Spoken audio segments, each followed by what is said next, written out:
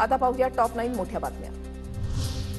5व्या टप्प्यातील राज्यामधील 13 जागांसाठी उद्या मतदान, दिग्गज उमेदवारांची प्रतिष्ठा पणाला। मुंबईतील 6 मतदारसंघांसह धुळे, नाशिक, पालघर आणि ठाणे, कल्याण तसंच भिवंडीमधील उमेदवारांचं भवितव्य ठरणार। सर्वच मतदारसंघांमध्ये चुरशीची लढत निश्चित। मुंबईमध्ये मतदानाच्या दिवशी कोणताही अनुचित प्रकार घडू नये यासाठी कडक बंदोबस्त, 50,000 पोलिसांचा फौजफाटा तैनात असणार। मतदान प्रक्रियेसाठी मुंबई पोलीस सज्ज। ठाणे लोकसभा मतदारसंघामधील नवी मुंबई परिसरामध्ये 4,000पेक्षा अधिक फौजफाटा सज्ज, मतदारांना निर्भयपणे मतदान करण्याचं आवाहन। ठाण्यामध्ये लोकसभा निवडणुकीच्या पार्श्वभूमीवर 15,000हून अधिक पोलिसांचा बंदोबस्त, राज्य राखीव दलासह केंद्रीय औद्योगिक दलाच्याही तुकड्या तैनात असणार। ठाणे लोकसभा मतदारसंघामध्ये उद्या मतदान पार पडणार, प्रशासनाकडून तयारी पूर्ण। ठाण्यामध्ये नरेश मस्के विरुद्ध राजन विचारेंची लढत।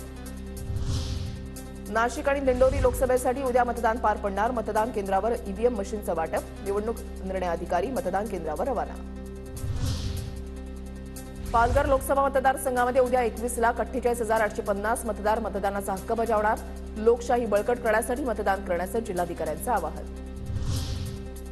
धुळे लोकसभा निवडणुकीच्या पार्श्वभूमीवर प्रशासनाकडून तयारीला वेग, धुळ्यामध्ये उद्या 1,969 केंद्रांवर मतदान प्रक्रिया पार पडणार।